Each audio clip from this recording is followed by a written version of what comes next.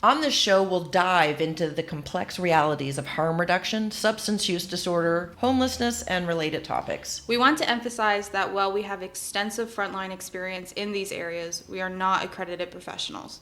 Therefore, despite thorough research, factual inaccuracies may occur from time to time. We are passionate advocates who prioritize lived experiences and compassion in all discussions. Our conversations may contain explicit language and address topics that can be upsetting to some listeners. We encourage everyone to engage with an open mind and understand that our goal is to foster understanding, empathy, and support for those impacted by these issues.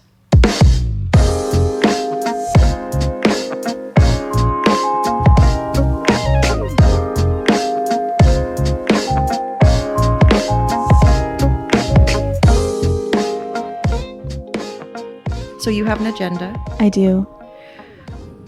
What would that be? You're not going to know. Hi, everyone. Welcome to A Dose of Reality. I'm Cassandra. And I'm Tanya.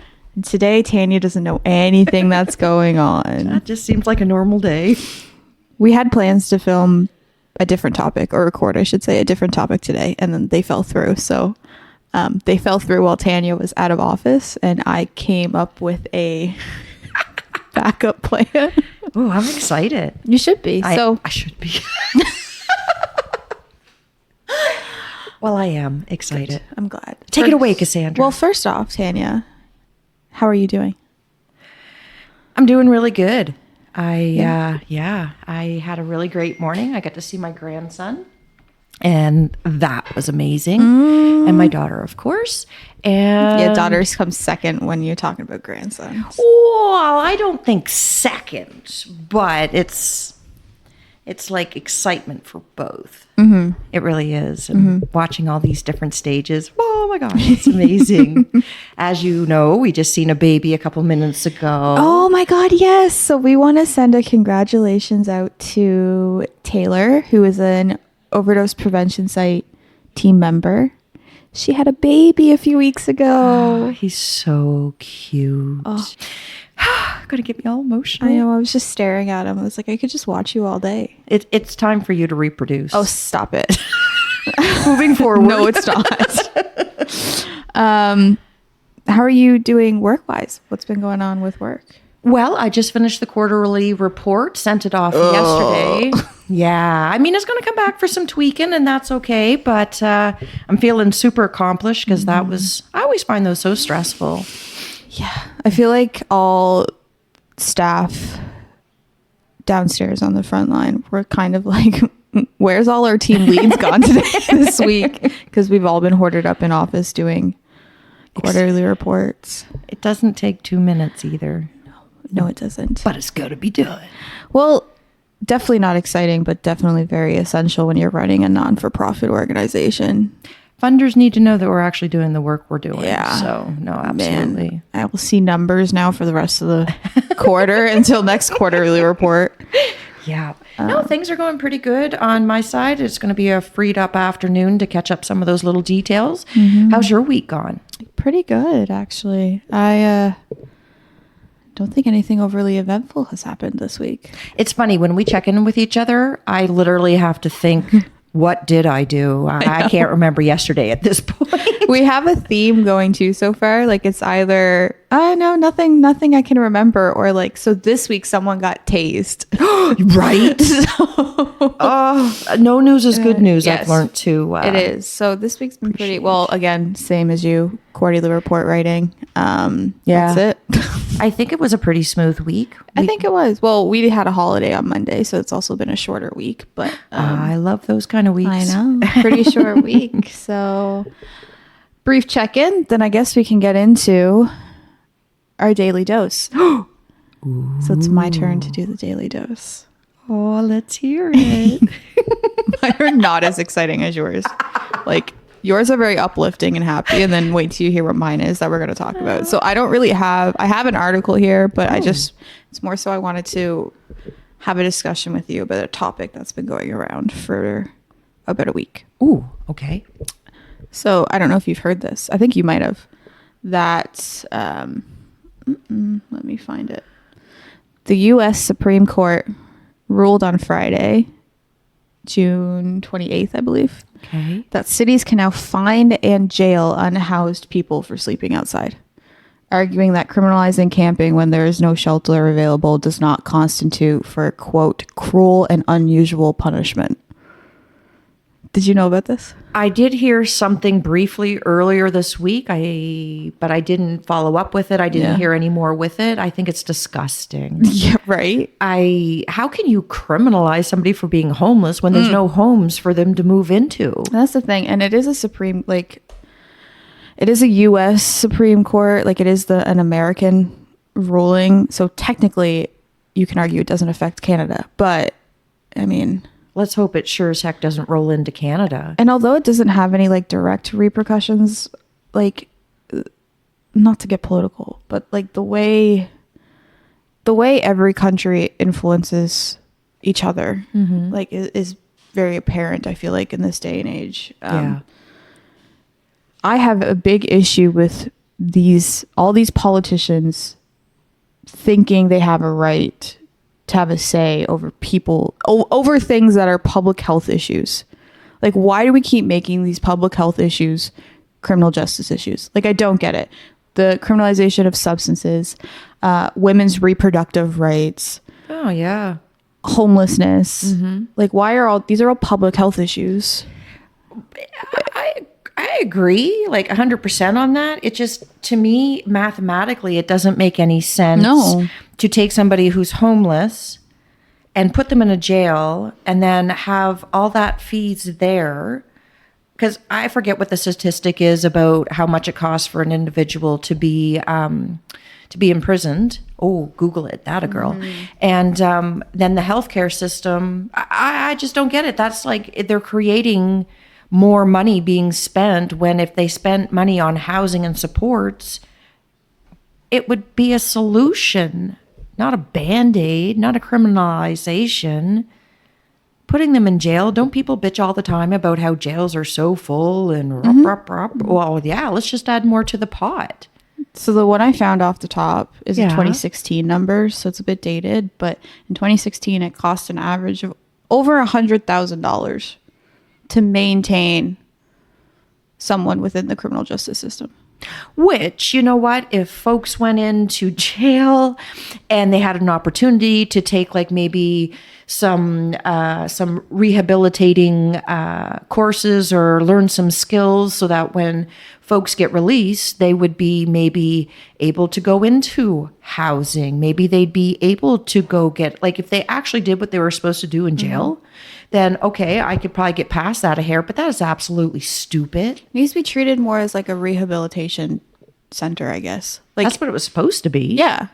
But I've heard so many, anyway, I just can't believe that they're actually going to criminalize being homeless. How do you not be homeless when the rug's been ripped out from underneath of you and you got nothing? Like, I don't understand what you expect from this decision. Like, I don't understand what these politicians think is going to change. You're finding someone you're going to find and imprison people for sleeping outside, but you're writing fines for people who are outside because they don't have money and they're homeless.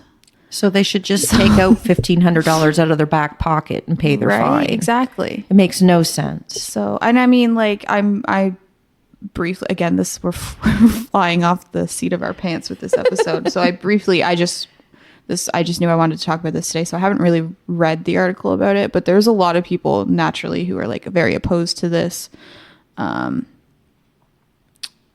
Who definitely, you know, there are a lot of civil rights, public health, and housing advocates who are like, this is not the way to go. Well, thank goodness somebody's stepping up to do some defending in the States, because it's just compounding the problem. You're getting fines for homeless people. How are they supposed to pay them? They go out maybe and steal more or do more criminal acts just to pay the fine. Like, why? It doesn't make any sense. It's like a complete circle. So it's crucial first of all, it's crucial to remember that when you're addressing the root cause of homelessness, you need to address the root cause of homelessness, right? It's just like substance use disorder. You need to address the root cause of anything. Why are people homeless? could be a fact there's no affordable housing right now. Yeah, that's got something to do with it. Mental health supports and all that. So why are we criminalizing people for that? But so homelessness in Canada in 2024. So annual numbers for homelessness individuals is between 150,000 to 300,000 individuals in Canada who are homeless. Toronto's homelessness population is about 10,000. Wow. Right? Holy smokes. Males account for 62% of the homeless population. Indigenous people count for 30% of the homeless population, yet they only account for 4.3% of Canada's total population. What? That's something to digest. Isn't that too. like that? That's like, right? Yeah. That's crazy. Right? Well, it's like anything. It's very, race plays a big part Which in is everything, right? 2024. I still don't understand people. No, it's the same thing. Like during the war on drugs in the States and stuff, like someone who was part of the Black or Latino community were, I believe, 10 times more likely to become incarcerated for possession of substances. Okay. As compared to like a white individual. So.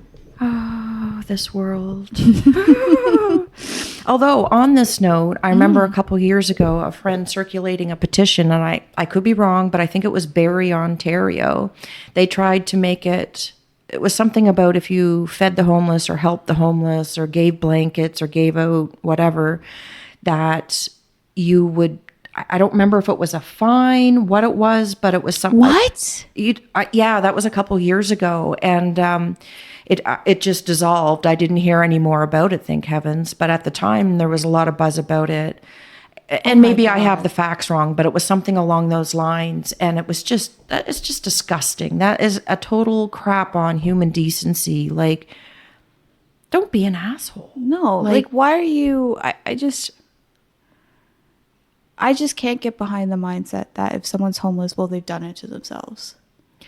Like, Absolutely. I just can't get, and like thankfully in Canada we do have like the Charter of Rights and Freedom and stuff, so that emphasizes the protection of individual rights and what have you. But like, it's scary right now. Like the world is very scary right now. Well, it is. I mean, to be criminalized for something that is almost, I mean, don't get me wrong. I know sometimes there are some folks that maybe choose to be outside. The number's super, super low. Oh, yeah. For the most part, people are not choosing to be outside, but there's no resources or no housing. They can't get a job. How can you work when you live in a shelter and it's chaos all night? Like, it's just a snowball of a circle. And then all of a sudden you're getting criminalized for it. It just makes me wonder who really cares. It's coming back to the point you made where people are like, I can't remember exactly how you worded it, even though you literally just said it. But the whole debate, like, well, why don't they just go get a job? Because I didn't believe that, but like I kind of was like, you know what? Yeah, why don't they go get a job before I started working here? It's kind of like of the mindset. You're like, yeah, why can't they just go get a job? Not like recognizing the mental health aspect behind it, and they just mentally can't hold down a job. But also think about logically, like these are individuals who carry their livelihoods with them, push everything they own in carts, have like 50 bags on them. And like, we are fortunate individuals where we can leave all of our possessions at home when we go to work. They can't, because they have then run the risk of getting their things stolen. So what job is going to let an individual bring a shopping cart worth of stuff with them everywhere? Yeah. Right. So for one, if they can find somewhere now that's going to let them print a resume. Oh, jump-ins. Since COVID, no one's letting anyone in anywhere. Yeah. Then they have to find somewhere to clean up. And we can only speak for Moncton. Trying to get a shower when you're homeless here in Moncton right now is like, I know you can get showers at the Y if you have ID. yes, yeah. I don't know if they're still doing showers at 51 Church. I should call and find out for sure. They used to, but I don't know if there was like plumbing problems or something.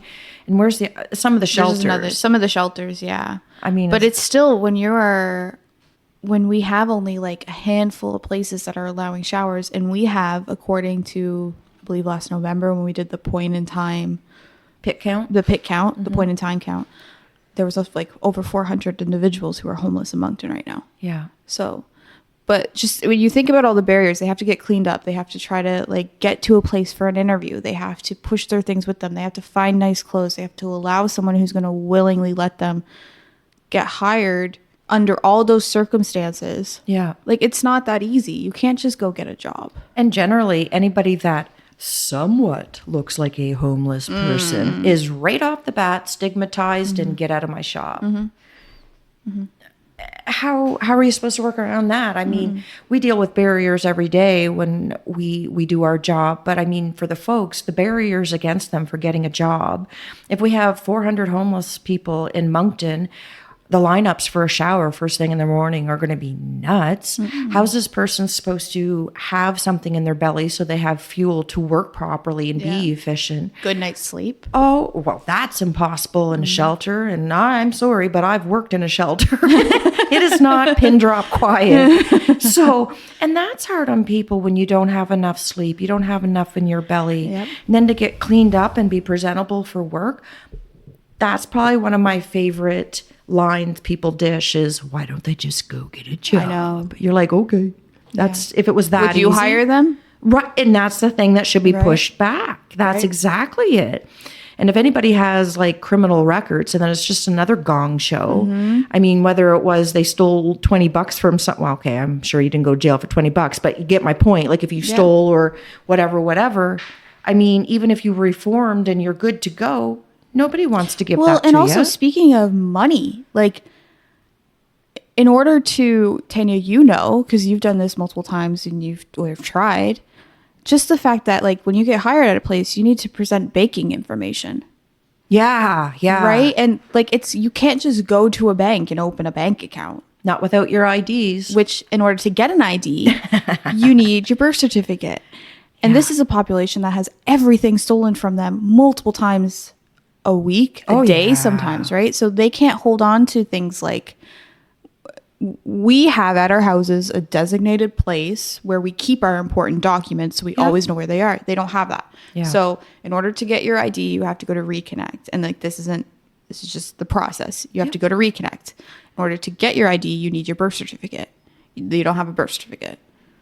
So It's then a you have to process. contact the government to get a copy of your birth certificate, which takes forever. And then you have to fill out the form for your ID, which takes forever. And like, And people would be maybe, well, how come they can't hold on to it? Well, you know what? If your stuff is taken every time or gone through, I don't know why IDs get stolen for identity theft. well, I think perhaps, it's but and it could just be too the bags that the IDs are kept in get stolen. So they just Yeah. grab they don't dig through the bag to see what's in it. They just grab the stuff. and go. And it's in order to fill out important documents and stuff now, you need to provide proof of residency, which you're homeless, you don't have. And then also, a lot of places now, so Tanya, as our wellness navigator, used to keep photocopied versions. So someone would go and get their ID. Tanya would be like, okay, well, I can either keep the original copy and give you a photocopy to walk around. And if you need it, we'll just keep photocopying it. Now, a lot of places, they require the original document. So even having a photocopy version wouldn't work. No. So it's not as easy to be like, just go get a job, just go get a house, just Exactly. go work and get some money and then you can afford a house and you're not homeless. It's not that simple. And even if they did find housing on their own and accumulated money to, and God love them. I mean, there are some few that do try to do this. So if you get your damage deposit and then you have your month's rent and you go see a landlord, if you don't have like a bank account, if you don't have IDs, they won't, you're done. Even if you have the money doesn't talk. A lot of places now too, like you need references and also you need proof of insurance. In order for my partner and I to like move into our current place, we had to have like renter's insurance. So we had to have like proof of insurance that we were insured to rent in that building. I mean, I have renter's insurance as well, but it was just in my best interest. Yeah. No, it was we didn't Really? until not our current place, the place we lived before. It was a duplex. We lived there. And in order to move in, we needed renter's insurance. I have not heard of that yet. Yeah. And a lot of places now are setting that Boundary, standard yeah. and that boundary. Yeah. there's so much stacked against a person. And why? I mean, yes, I do understand why you need references, because I mean, there could be some reasons to need them, but man, it's just the hoops you got to jump through to get anywhere nowadays is painful. And then you have the homeless population that don't have anywhere to store anything. There's no IDs. They're stuck. They're just stuck. If you don't, and I'm so glad we're talking about this, because I really don't think a lot of people understand the depth of how much they can be stuck when you don't have IDs and a bank account and the full gamut of it. But just to whip it back around to the criminalization, that just makes absolutely no sense. It really doesn't. Like, it just, I'll include, I'm reading off The Guardian right now, where I found this article, but like, it's everywhere. You just Google it. Like, people are really just want to get rid of it. They're tossed aside. Right? They are.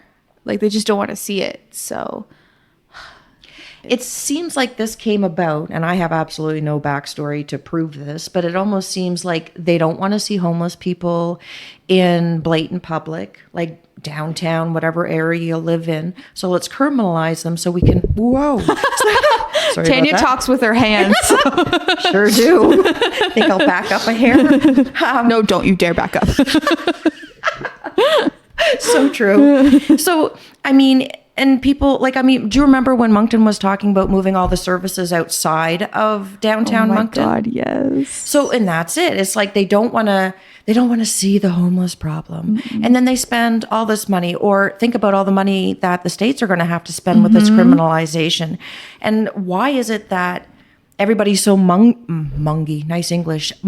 hungry, but yet if they criminalize the homeless, they're spending scads more money. I And know. that money from the get-go, housing and support. I don't understand.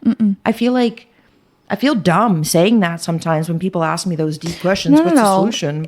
But it's true. Like, we have statistics that show, like, what goes back to like how effective harm reduction is. Like, we got a statistic recently that shows the amount of time and resources used at our overdose prevention site when responding to an overdose compared to out in the public, and the numbers were during 1 month, I think in the public there were almost 200 calls for overdoses in the greater Moncton region. And at our overdose prevention site, we had 5. And that's because we have the proper tools and skills necessary to intervene in the case of an overdose. And a lot of times we're able to stop them before they happen. Yeah, because exactly. of the oxygen we offer and stuff. So a huge like player. That's so much, like, the money saving factors on that.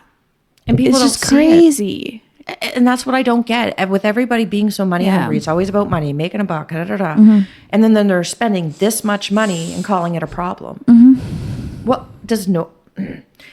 I just don't understand. I really don't, how they can justify spending that kind of money on a human life when there's a simpler solution that is long-term and caring. Yeah, it doesn't make any sense. So sorry, I get my knickers a little I'm sorry. I told you my daily doses aren't as fun as Tanya. I can Google a fact about peanut butter if you want. Are you making fun of me? No. Oh, I said that to my son the other night about the peanut butter. And he's like, Mom, you could do that with anything. Everything has carbon. I'm like, man, you just totally killed my fun Can fact, you do it son. with everything? Well, that's what he said. He could have been tormenting me too, but I don't know. Google I don't it. either. I sound like my dad. Google it. Well, I mean, it helps. Okay, so Tanya. Yes, Cassandra. We were supposed to have a different episode planned for today, and Yes. then things happened. Life happens, you know? Oh, doesn't it? Things got turned on its head, but we had set aside the time to record. So why not record? Yeah, I agree. Right? Absolutely. There's So- so many things we can talk And about. we got vacation coming up and things happening. Oh, and yeah. So Tanya has vacation soon. So it's better to record when we can record. So I Googled, I chat GPT'd. Ooh. Yeah. I was like, what can we do like as a split that doesn't require a lot of research and doesn't really have to be like factually accurate? What's something we can do for a podcast episode? Ooh, the suspense. So I typed into Chat GPT games to play on a podcast about harm reduction, substance use, and homelessness. Get out of here. I did, and it provided me some engaging games you can incorporate into your podcast. Hot dog. I'm glad I'm sitting. Let's go. So it provided me myth versus fact. I didn't want to do that. It was like, meh. Storytelling challenge. Meh. Scenario role play. Well, I'm not playing any role play games. I hate right role now. play. Resource roulette. It'd be very short because there's not a lot of resources. That is so not funny, but so true. Oh my heavens. It's like create a wheel with different resources. Examples: needle exchange programs, shelters, counseling services. Spin the wheel and discuss the resources it lands on, including how it works and who benefits from it. It sounds fun. That's but cute. there'd be like 3 things on the wheel. Wow, that's interesting. Debate time. Oh, I like debating. I was like, too much work. What do you do? So these are just examples. Anyway, so the one I went with was quiz show. So what? A quiz show. A quisha? Quiz show. Oh my God, a quiz show. It's like, was that, what language was that? Sorry. Quiz show. Oh. So objective. Yes. Test knowledge and provide information. Yes, please.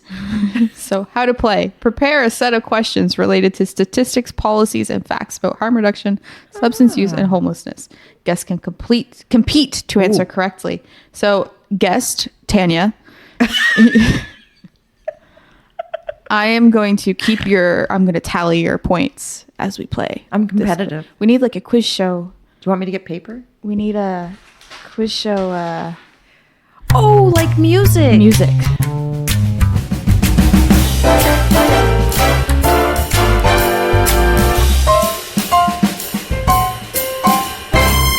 Yeah. Okay, Tanya, welcome to our game. Thank you Harm for having reduction me. quiz show. Let's roll. I like this. So your first round of questions. There are 1, 2, 3, 4 rounds. Okay. That bugs me so much. There's not 5, but 4 rounds. Very short questions. Okay, I'm ready. Your first round. Do I need is a buzzer? Harm reduction. Sorry, I suppose it's only me. Hold on, I have an idea. Hold on, I have an idea.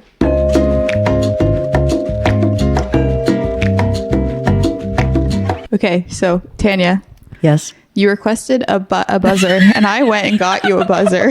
I'm the only contestant. That was in our executive director's. No, It doesn't. is it battery operated? Yes. I will put batteries in it. Triple?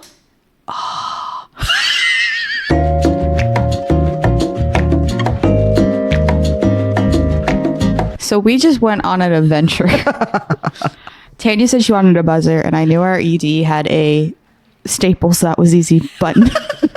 Went and got it. Batteries were dead. Changed the batteries. It's corroded inside. Yeah. I somebody might be very disappointed when they find that out. So Yeah. I downloaded a buzzer app. Tanya, do you want to press it? Yeah, I do.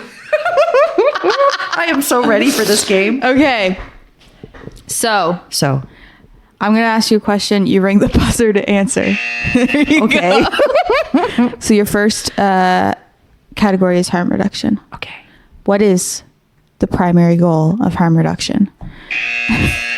It is to mitigate the risk of bloodborne infections and other communicable. I'm trying to remember the phrase that everybody uses. Stop spreading stuff that you don't want, right? I mean, okay, so Stop spreading stuff you don't want. Well, I mean, like bloodborne infections and like Hep C and HIV, harm reduction, and that's why we give out supplies. It's to mitigate whatever risk somebody is currently in. Damn, pulled that off. You did. Look at that. I love that button. OMG. The answer that I was given by ChatGPT. The primary goal of harm reduction is to minimize the negative health, social, and legal impacts associated with substance use without necessarily requiring the individual to stop using substances. Oh, that's beautiful. That was much more eloquent. I'll give you a point, though. Okay, you I'll get take 1 it. point. I'll take 2 if you want. No, I'll just give you 1. Ah, dang. Question number 2. Yes. When did Canada open its first supervised injection site, and where is it located? Son of a bitch.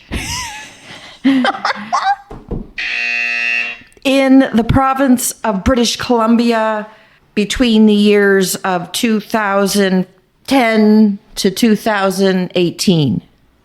You get half a point. I'll take it. Do you know where in BC? Yeah. It's a guess. How about downtown Vancouver? Vancouver, yes. Hot damn, so I get a Yes. full point now. Well, no, the question wasn't worth 2. I guess it was. It was 2 questions, so yes, you get 2 points. You're 2 for 3. Okay, I'm liking it. You said between what was it? 2010, 2018. You are you are wrong. Okay.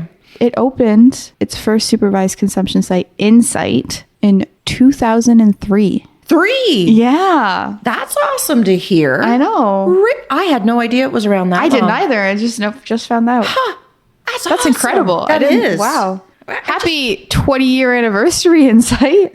Yeah, fair enough. Yeah. Exactly. Yes, happy anniversary. That's amazing. And all the Wow. good work they've done. Question number 3. Yes. What is naloxone and how does it work? Okay, so naloxone is, I don't have the proper words because I'm all over the place. So it's the liquid that's inside that you put in the syringe and you inject it in somebody who is overdosing. And did you ask me how to use it? How does it work? How does it work? It stops the receptors for the dopamine. It stops the Squeeze me just 1 second. It stops the substances from attaching to the receptors and blocks it so that they don't get the effects of the opioid, and it reverses so that they are alive and well. That was a lot of work. Sorry. Wow. Okay. You are. I'm still winning, right? I think so. You're 4 out of 6, I think. Shit. I'm not so good. No, at you're this. 4 out of 5. Okay, I like 4 out of that. 5. I'll take it. Naloxone is the liquid. All I can think is ingredient or substance, or I can't think of the right word for it. I'm blonde. Medication. Medication. It's fake blonde. Still, use what excuses you get. But you used the words receptors. I was very impressed. That's pretty big words Very for Tanya. impressed. Thank you. Last question in the harm reduction category. I'm ready. I don't think you're going to get this one. Ouch. Smart ass. Okay, fine. I'm going to read it to you. You tell me if you're going to get it. Probably won't. No. What percentage of people who inject drugs in Canada have access to needle and syringe programs? Well, can't say I've seen that coming. What percentage has no access Of people have access. have access? I'm going to go with 30%. Okay, I'm going to tell you right now, I don't actually have a percentage in front of me. It's not right. It's not right not to have the answer, is what I'm saying. So the answer is access to needle and syringe programs varies by region, but a significant portion of people who inject drugs in Canada have access to these programs. For instance, in major cities like Vancouver and Toronto, access is relatively high. Okay, I can understand that big city resource. So by that definition, 30% is wrong. Okay, well, I tried. I didn't fail. I told you I didn't think you'd get that one because if it was reverse, I wouldn't have got that. I'm still surprised by what they said. I figured the access would be lower. Well, I guess, it says depends, right? So when you got Vancouver, for example, Yeah. who and Toronto, they have systems and programs in place for people that are pretty, the same here in Moncton. Like we don't have much resources, but like we have readily accessible needle distribution service that's like pretty accessible to people within the Moncton region. Very much. And we have people that come from the outskirts too. Yeah. But we are the only needle distribution Yes. in New Brunswick. No, the only OPS in New Brunswick. Yes. Sorry. That's right. Wrong. Yeah, again. But then when you have up in the like the territories and stuff, they just had a whole bunch of funding cut and like all like those things. So it's probably not as accessible. To me, that's a public health thing. I don't understand why it would be cut. Me neither. Yeah. What do we know, Tanya? I too don't know. Okay, Tanya, you're 5 out of 16. So there's a total of 16 questions. You're 5 out of no, wait. I was going to say, you didn't ask me 16 questions. No. Just tell me I got an A I'll minus. tell you. Yeah, I'll tell you something. You got 5 right so far. I'll take that. Is there more questions you're going to ask me? Oh my God, yeah. Oh, I thought we were done. Category 2. Yes, ma'am. Substance use. Ooh. Question 1. About how many Canadians will meet the criteria for substance use disorder at some point in their lives? Oh, Jiminy Crickets. Really, I'd say almost maybe 90's pushing it, but I think everybody it's because addiction. No, you said substance. Shit. Yeah. I don't know what to say. 21%. Ah, son of a gun. I want to Google real quick what the criteria, so this is according to the Canadian Centre for Substance Use and Addictions. They said will meet the criteria. Okay. What is the criteria?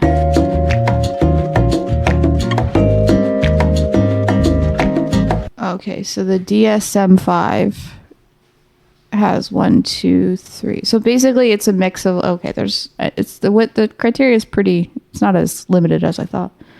Consuming the substance in a large amount for a longer amount of time than intended, persistent desire to cut down or regulate use, the individual may have unsuccessfully attempted to stop in the past.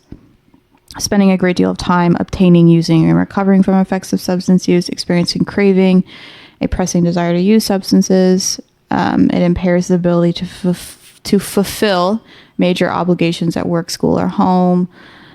Continued use of substance despite it causing significant social and interpersonal problems. Yeah.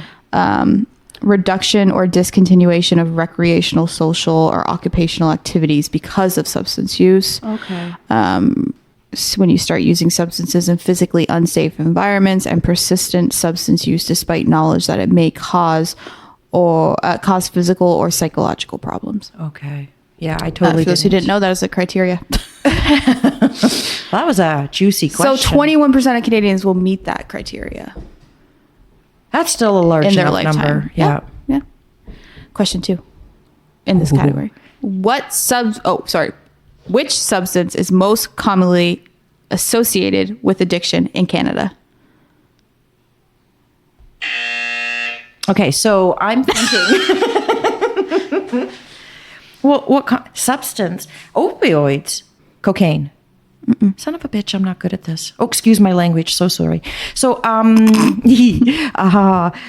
hate losing. Okay, so I don't know. You're playing against no one. I guess I'm a little competitive. I'll reword it. What substance, when you think of an addiction, what's the first thing that comes to mind socially? Oh, alcohol. Yes. Oh, hot damn, I got it. Alcohol is the substance most commonly associated with addiction in Canada. Which is interesting because, yes, there's still alcoholism out there. It's more socially accepted. But if somebody was to take a hit off the pipe, it's not as socially accepted. But it's the same bag of nuts, more or less. But it just goes to show you. Cans of beer. I love it when you're proud of yourself. Boom, boom. Yeah. I just had to touch it. I don't understand now. You have an ad for Skip the Dishes. I don't know how I did that either. It's just an ad. Just hit you'll see a little X come up in the corner. Yeah, we're good. You may regret this. This episode is sponsored by Skip the Dishes. I wish they would. Oh, it'd be nice to have a meal during an episode too. A mukbang. What? An ASMR mukbang. What the? What? This 50-year-old. This is where our generational difference is shown. That's a thing where people will eat. Like they'll just have a spread on their table in front of them and just eat. Like a buffet? Yeah, but eat to a camera and then post it online. Oh, good Lord. And ASMR would be like if I started talking like this while I'm eating. Right. And you can hear the crunch of the chips. And me drinking water. Well, viewers, let us know if you would like for us to do one of these episodes. This is new to me. Question number 3, I think. Well, it says 7 to me, but it's because, anyways. What is the primary objective of medication-assisted treatment for opioid use disorder? Like methadone, Suboxone. you mean like something on a replacement to take you off substances? Yeah. So you're asking me, but I'm asking you what the primary objective is. What does it do? Oh, I would think that it would be. Tanya can't hit her buzzer because there's another ad on the screen. Oh, there you go. Stupid technology. I still have one.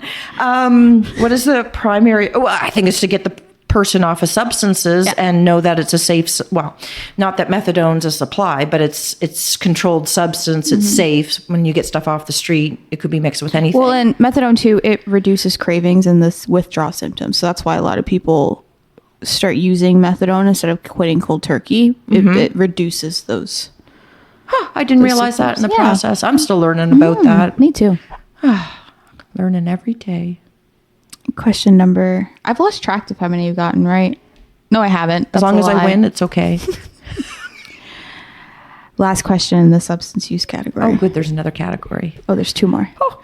Which Canadian province was the first to decriminalize the possession of small amounts of drugs for personal use? Sorry. For work-related uses. Only when you're at work, boys and girls. So would that, did you say province? Yeah. BC. Yeah. Oh, hot damn. When? Okay. This is a bonus question. I'm going to go with 2020. No, I think it was 2023. I don't have the answer in front of me. I think it was only a pilot project that lasted a year. Well, It was recent. for anybody out there that wants to know a little bit more about that, go look it up about Portugal. Seriously. Don't ask us. No, well, we could do an episode on it. could, Actually, yeah. we should do an episode on that because the way that Portugal decriminalized, my God, I can't speak today. Substances? Substances, having the possession of or what have you, it's crazy. Like, and they're in such a better situation overall because of that decision. Yeah, we definitely need to do an episode on them. We will. We shall. We shall. Category 3. Yes. This category is called homelessness. Ooh. I hope there might be added pressure. Yeah, because if I don't know the answers, Then I I'm shouldn't be very here. concerned. Oh, the pressure. Question number 1. Yes, ma'am. What is the estimated number of people experiencing homelessness on a given night in Canada? Don't forget about your buzzer. So I believe it would be at least 20%. Do you have a number? I don't have a percentage. I have like an approximate. I only have percentages. Sorry. Okay, what number?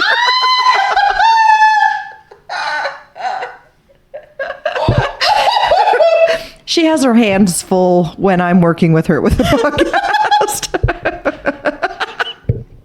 Yeah, you asked. That was the bitchiest thing you've ever said. I'm sorry. Oh, I'm having a hot flash. You did the whole like neck swivel and everything. Oh, that's a good thing it wasn't audio this time. So now I gotta come up with a number. Okay. No, you don't. It's okay. You get the point. It's okay. I guess I got a little attitude today, That was so quick-witted. Oh my god. which is not normal in my No, case. it's not.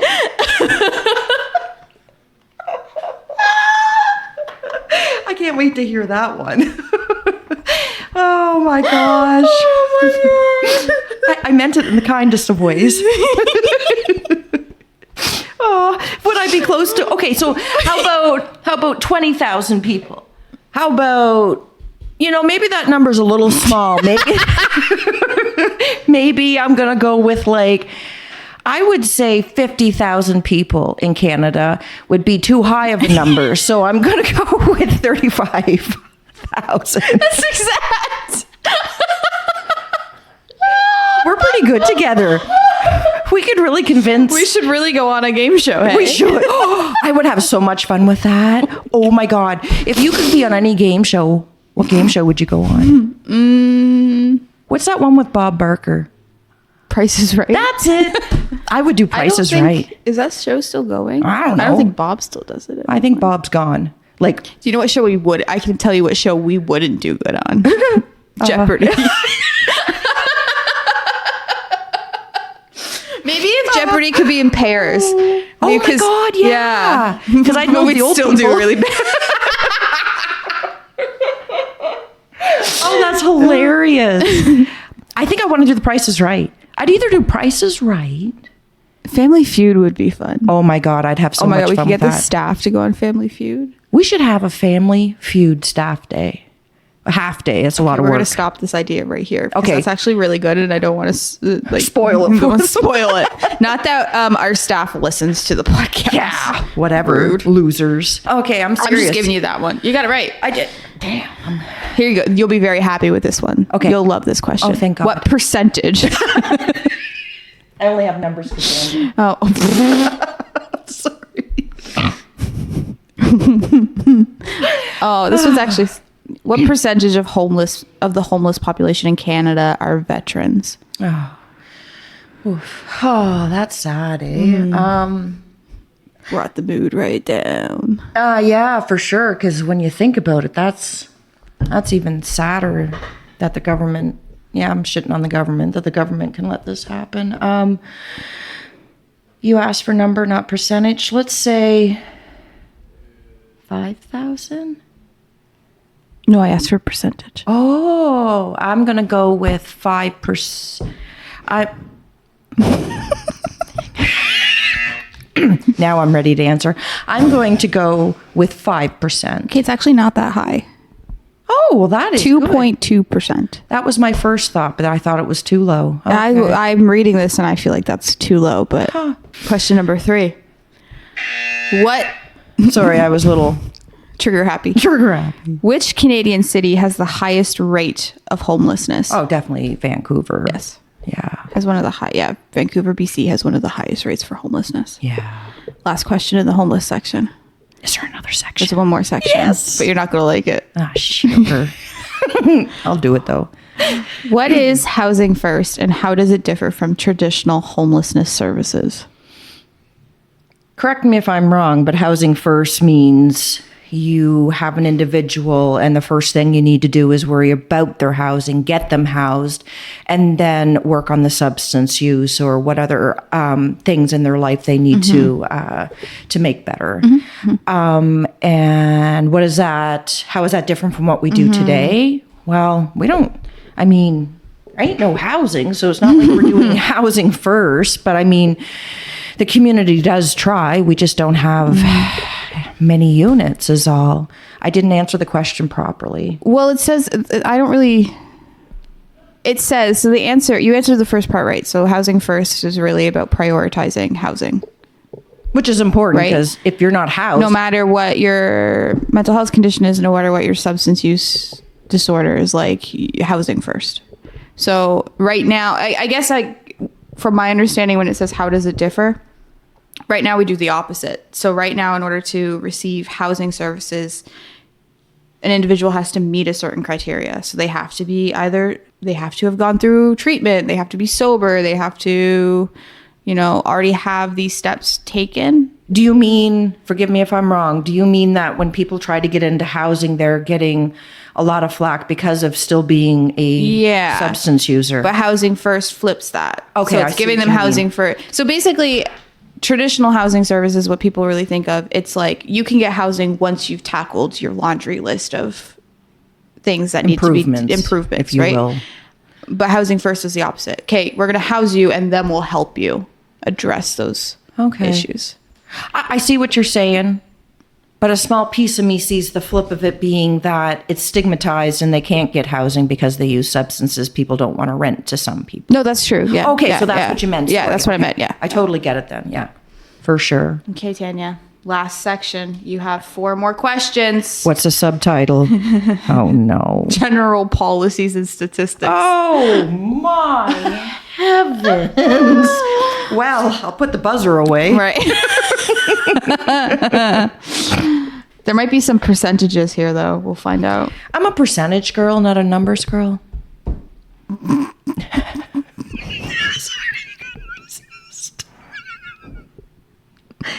glad we can have fun. I'm so glad that that's ingrained in audio. What is the Canadian Drug Policy Coalition? Yeah, because I've heard of it. I mean, I have. You have. I'm like, why do you say that like you haven't? You have. Oh, I certainly have heard that wording. I know it's a group of people with substance use or to support people who use substances. And that's about where I die off with the information. Yeah. So it's a network of organizations and individuals who work to advocate. Oh, sorry. No, it's not. It's a network. Sorry. It's a network of organizations and individuals working to advance drug policies grounded in evidence, human rights, and public health. Oh, that's awesome. That's what it is. Debbie's a part of that. Yeah, I've heard a lot Yeah. of buzz about it, but I have never Debbie's a part of that group. stopped to ask. Tanya, if you get this one wrong, I swear to God. Oh, shit. What are supervised consumption sites? Is that where you take your French fries and salt shaker and you sit down and like you can eat your French fry? Okay, so What are you? What? Hold on. Explain. you said consumption. I thought of food. Okay, so it's our overdose prevention site. Just being a smart ass. So that's where you can go consume or you could, consume. You're not eating it, you're using it. Anyway, but your substances in a safe environment with trained professionals. Yes, not French fries. Thought you were doing another like smart ass moment. I was like, what is she talking about? Oh, I don't always know what's coming out of my mouth. What is the primary goal of harm reduction programs like needle distributions and supervised consumption sites in Canada? Is to lessen or mitigate the harmful effects of the risk that people are in. Whether that means you're cold and you need a blanket, you use and you need to protect yourself from hepatitis C. If you're hungry, a sandwich. Yeah. It's also such programs like needle distributions and supervised consumption sites. She just burped during her sentence so everybody knows. I just want you to know, everyone. We're just going to move on. Okay. So We hit some really good questions, though, and points. we have one more question. Oh. Last question. Yeah. This is all or nothing. Uh-oh. This is it. This is the make or break. I hope I get it. I hope you do too.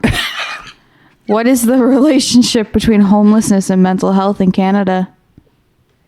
Well, they kind of go hand in hand. I mean, I've heard clients tell me before that sometimes they will use to lessen the voices in their head, which would be a mental illness. So, yeah, it just walks together. Mental illness is a huge rise in our country. I think there's always been big mental health issues within our country. So what about for homelessness and mental health? What's the connection there? Well, I don't know how to word it, but there's a lot of... Just talk about French fries or something. I don't know. You won't let that one go. Gotta eat French fries safely too. You could choke. Yeah. You're welcome. So there's a lot of our clients that have mental health issues. I mean, there's a lot of folks that are housed that have mental health issues. That's on a huge rise, and that can easily lead to homelessness. Is that kind of what you're meaning? Yeah, so absolutely. We don't have a lot of supports for mental health issues as it is. People are doing like we their talked best. about. Actually, it's kind of very fitting that this is the last question. I didn't plan that. This is the last question because homelessness, it can work either way. Like homelessness can be the cause for mental illness, or mental illness can be the cause for homelessness, right? When you have a mental health issues, it makes it difficult to maintain stable housing. Yeah.